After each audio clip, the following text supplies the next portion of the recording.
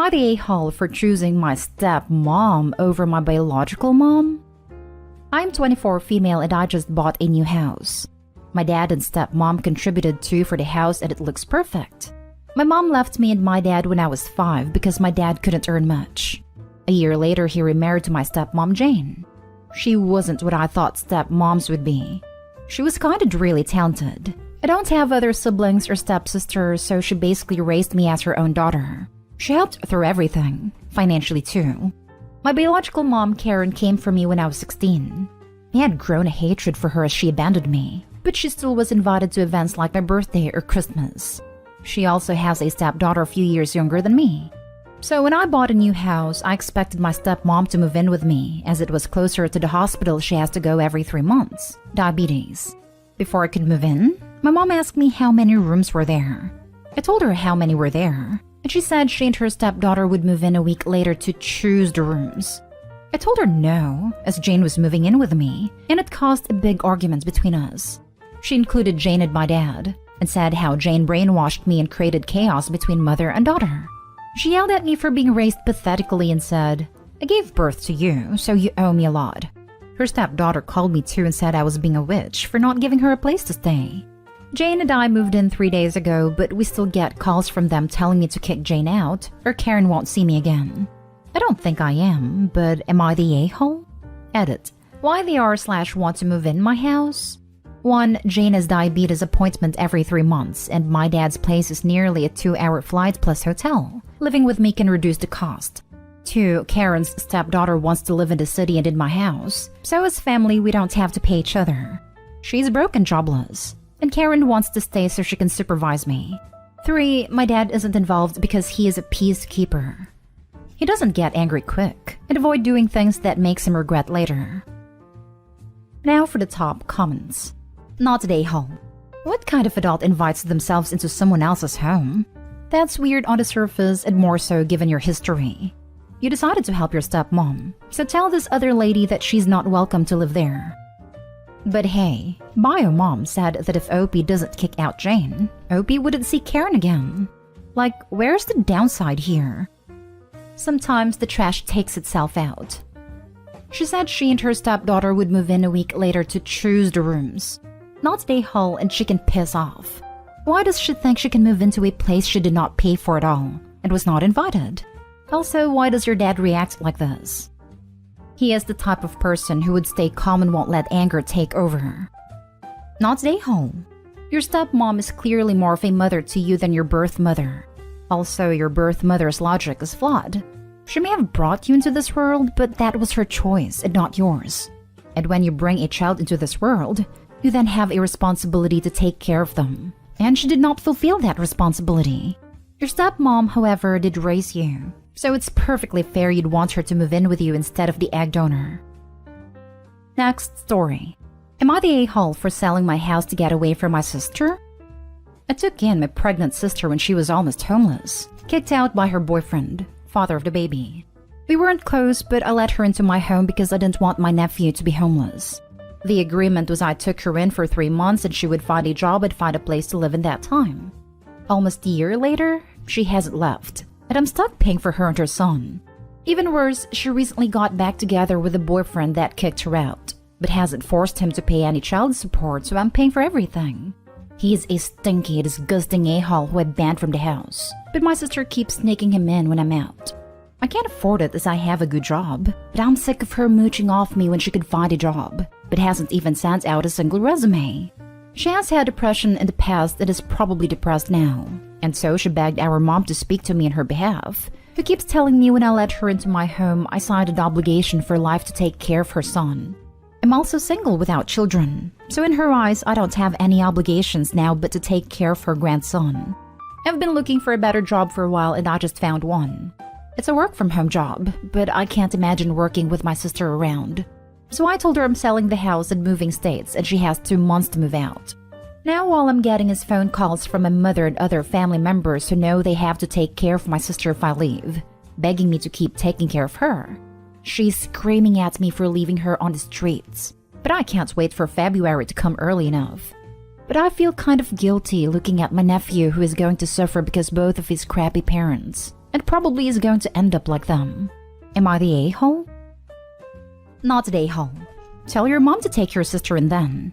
Also, you said the agreement was 3 months. Where the heck did your mom pull that for life out of? Her butt? Well, shove it back where it comes from.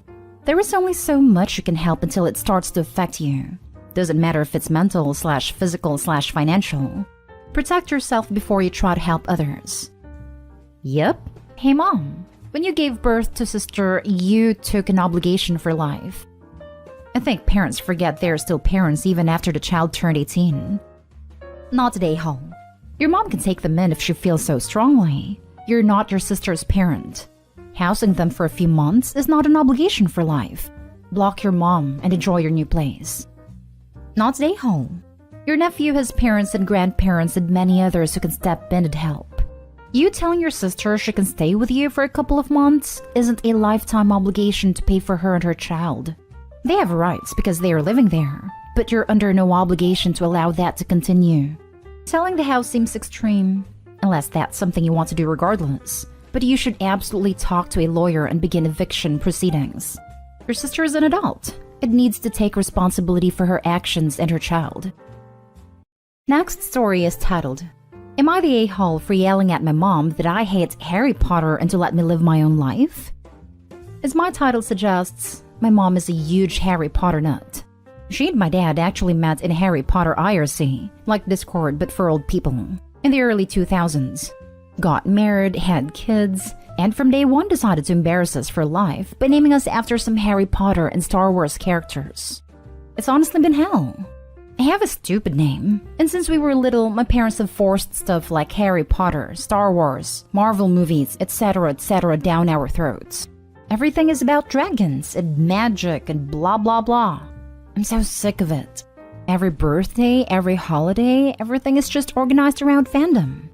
So just like every Christmas, the days leading up to Christmas we have to sit down every night and watch Harry Potter movies. It's so freaking boring. I can usually get away with knitting or drawing on my iPad during this, but this year my mom was like, let's just have a technology and distraction free every night. I arranged to go over to my friend Missy's house instead for like 2 nights. Missy's family is normal and likes things a normal amount. But my mom got really mad and started talking about how it's a family tradition and how I'm basically rejecting her and went on her whole thing about how you wouldn't exist if it wasn't for Harry Potter. I finally had it and just yelled, nobody cares that you were a big name at the Harry Potter fan club. I don't like Harry Potter. I don't like Star Wars. I hate Marvel movies. They're all so boring. So please just let me have my own interests. I couldn't help it. I started crying because I was just so frustrated because everything always has to be about Harry Potter this, Star Wars that. And now that we're all older, they started doing Game of Thrones. Everything is centered around some kind of movie or TV show or book series. Just once, I want my family to bond around something that doesn't have to do with media or these nerdy things. We live in Utah where we have like 5 national parks. And even though I ask every year for my birthday, I've never been to Arches. Well, my sister called me saying that mom was angry and to just come home and to stop with the theatrics. I told her that I'm sick of having all this old nerd stuff crammed down my throat. And just once I want to have a normal time, watching normal Christmas movies, and not having a pause for lightsaber battles. Am I the a-hole? Now for the comments. Not an a-hole, and your post is a great warning for all those people still thinking about naming their kid Anakin or Khaleesi. You're allowed to have your own interests, and your parents aren't making life easier by forcing things they like on you. Not an a-hole, but that IRC comment cut me to the core, and now I feel old. The sheer psychic damage reading that line KO'd me where I sat. As a huge Harry Potter fan myself, you are not an a-hole. You have to be able to grow up and have your own interests. Do you think your parents would be open to family therapy? This. I have a few fandoms I'm into. Harry Potter being one, Supernatural being another. I will definitely buy all of the things when I see it, but I don't push it on my daughter. Although she does know about my interests and will point out things she sees that I would like. Next story. Am I the a-hole for not telling my estranged extended family when I got a new phone number and ruining their Christmas? So here's a little backstory. I, 36 female, haven't been in contact with my extended family in years. Not for lack of trying, but when I did used to reach out, I was either ignored or blown off as an annoyance. Well, I got a new number last year, and it's been so long they never crossed my mind to inform. Suddenly now, some of these extendeds decided to finally reach out, and upon me not immediately answering their calls and texts, decided to lose their flipping minds. I'm currently out of state, and yesterday evening I got a frantic call from my husband, saying some of my family members showed up at our house and left a note on our door while he was out. One of our neighbors came over and told him they wandered all over the outside of our house banging on the windows, and quickly left when she came out to question them. The note they left was ridiculously long, but to summarize, there was a family emergency and how I had better call them ASAP. My husband tried to call and text them before calling me, but they hung up on him when he said he was my husband. So I ended up calling to see what the hell was going on. The second I answered, my family lit into me, calling me every name in the book. Finally, when I was able to get a word in and ask what the emergency was, I almost had a conniption. This grand emergency was the day before one of my uncles texted my old number that I was to come to his house for Christmas, and that he would take no excuses. He texted this at 4 a.m., and when I didn't answer, he sent a barrage of texts, telling me I had no choice and that my cousins would come get me the following day, whether I like it or not. Amazing, colorful language about what I'm doing with my spare time was included. With no immediate answer to that, he apparently called everyone and had the mass call and text my old number because I was obviously just being a witch and ignoring them. Well, apparently the person that now has my old number didn't like that everyone and their left sock was blowing up their phone. Apparently they contacted several of the family members and they would be contacting the police about this harassment. I told them they brought it on themselves because of their extreme overreaction.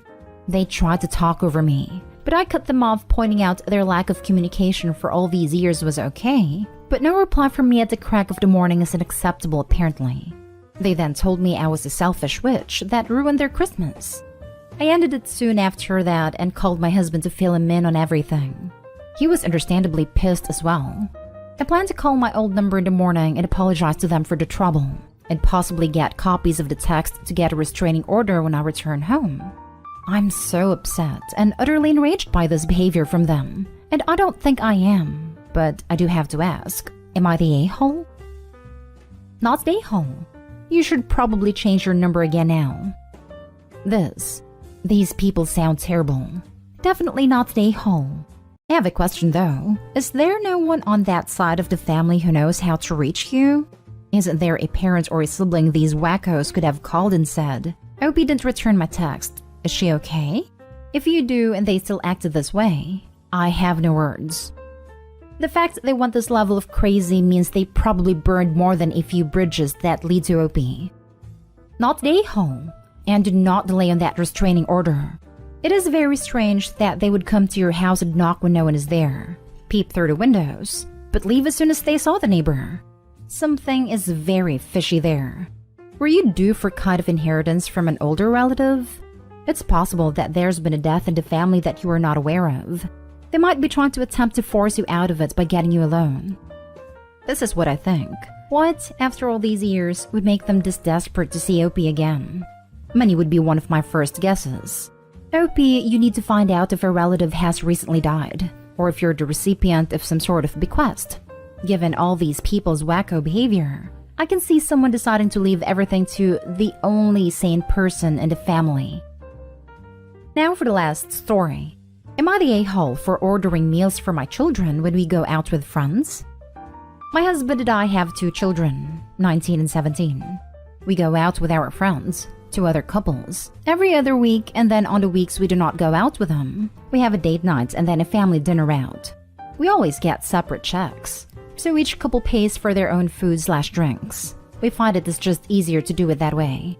On the weeks that we do not take the kids, or ask if they can come in the 19-year-old's case since they work, we always have them look at the menu to see if they want us to order them something and bring it home. We have been doing this for the last 5 years since the kids were old enough to not need a babysitter, and it has never been an issue, until now. The only time we do not order them anything is when we have plans after dinner, such as a concert or movie. A new couple joined our group for dinner. They are friends of another couple we go out with, and we had never met them prior to Saturday night. We decided on sushi for dinner, So we showed both kids the menu online and asked if they wanted us to pick them up something to bring home. They each decided on 2 rolls. At the end of our meal, my husband ordered the rolls for the kids and let the server know that they were for takeout and to put them on our check. The wife of the new couple got a little huffy and told us that it was rude for us to order more food when everyone was getting ready to leave, and basically said it was trashy of us to get doggy bags for our kids when none of the other couples had. My husband told her that we do this all the time, and that if they wanted to leave, nothing is stopping them from doing that. The next day I got a text from my friend saying that this new couple did not enjoy going out with us, and that we embarrassed them, the new couple but not our friends, at the restaurant by ordering takeout food for our children. I asked my friend if she had a problem with us doing that as they had never said anything to us before, and she said no, but she does not want fighting within the group, so she asked that we not order takeout anymore for the kids if this other couple was going to be dining with us. I told my friend that it was rude to ask us not to do this, especially considering that we have always done it without issue, and that maybe we just did not need to go with them when they dined with this other couple since they did not like being around us. So are we the a-holes? That new couple should just mind their own business. You getting takeout has nothing to do with them. I can't even imagine what kind of alternate reality they live in to think that it would be trashy. Not stay home. Agreed. I think the couple felt embarrassed that they weren't also taking something home for their kids, and that they were made to look trashy. Ridiculous. You should be able to go out with grown adults and not all do the same thing. The only thing trashy would have been to order for the kids and put it in one bill that was split between everyone. This overreaction is so strange, including their old friends not wanting them to do it either, that I wonder if Opie is not telling the truth about how they split checks. The story would make sense if they equally split a single check. I think we're just in a strange time where no one is allowed to do anything if it upsets even one person's feelings, even if said person is overreacting and being ridiculous.